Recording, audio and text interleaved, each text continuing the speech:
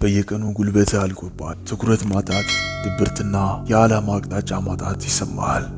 አብዛኛው ሰው የህይወቱን ትልቅ ፈጠራና የጥንካሬ ምንጭ በከንቱ ያባክነዋል። ይህ የሰውነት ዋና ኃይል ምንጭ ነው። ሰመን ሪቴንሽን፣ የዘር ፈሳሽን ማከማቸት። ሰመን ሪቴንሽን ማለት ዝም ብሎ ስሜትን መክታት አይደለም። የራስን ተፈጥሮ ኃይል በውስጥ አቅቦ መያዝ፣ ከወሲብ እና ከሲጋ መቆጠብ ማለት ነው። በዚህ ብቻ አንገድበውም። ሰመን ሪቴንሽን ስናሰፋው የባከነውን ትኩረት መመለስና ያንን ጉልበት ወደ ትልቅ ስኬት መለወጥ ነው። አብዛኛው ሰው በየቀኑ አጭር ደስታን ፍለጋ የውስጥ ጥንካሬውን ያፈሳል። አንተ ግን ከዚህ ሱስ አዙር ማምለጥ ትችላለህ። ሰመን ሪቴንሽንን የተገበርክለት ህይወትህ ቀስ በቀስ መቀየር ይጀምራል። ለምን ያስፈልጋል? ሰመን ሪቴንሽን ለምን ያስፈልጋል? ምክንያቱም አሁን ያለበት ዓለም ትኩረትን፣ አቅምህን ለመስረቅ የተዋቀረ ስለሆነ የግድ ሰመን ሪቴንሽን ያስፈልጋል። በየቀኑ የሚታዩ ፈጣን የኢንተርኔት ምስሎች፣ የእርቃን ምስሎች፣ እነዚህ ጊዜያዊ ስሜቶች አንጎልህ በዶፓሚን ያደክማል። ይህ ደግሞ በህይወት ትልቅ ነገር ለመስራት የምታወጣውን ተነሳሽነት ይገለዋል። ፈዛዛ ያረጋል፣ ፉዞ ያረጋል፣ ፖቴንሻልን አሟጦ ይሰርቅባል። ሰመን ሪቴንሽን ሲተገበር የምታገኛቸውን ጥቅሞች ልንገርህ። አንደኛ፣ የአእምሮ ጭጋግ ይገፈፋል። አእምሮ ጥራት ባለው ሁኔታ ማሰብ ይጀምራል። ሁለተኛ፣ ጊዜያዊ ፍላጎትን መቆጣጠር ያስችላል።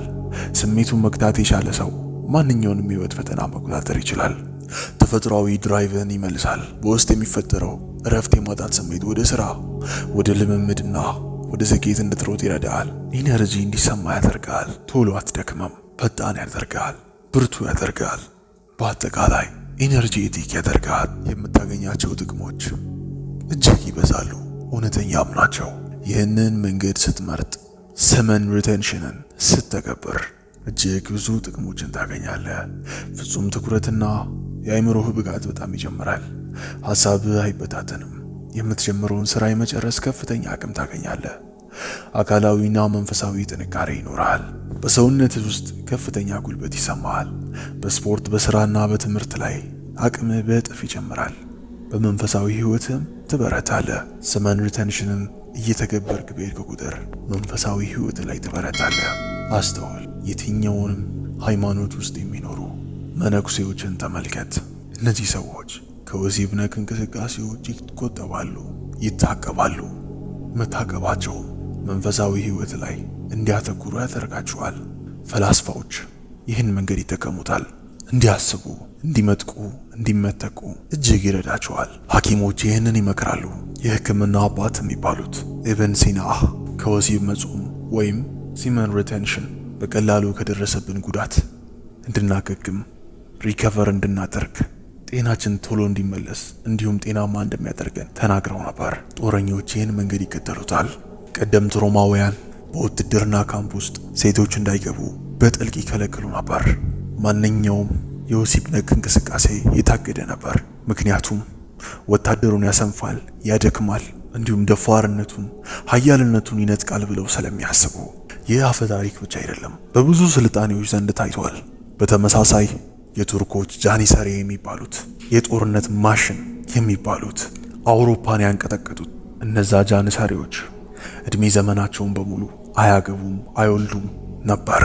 ይታያችሁ፣ በምድር ጦር የሚያህላቸው አልነበረም ጃኒሰሪዎችን። ይህ ነገር ዳይሬክትሊ ከሰመን ሪቴንሽን ጋር ይያዛል። ጃኒሰሪዎች የቱርክ አስፈሪዎቹ ተዋጊዎች ነበሩ፣ እጅግ አስፈሪዎቹ።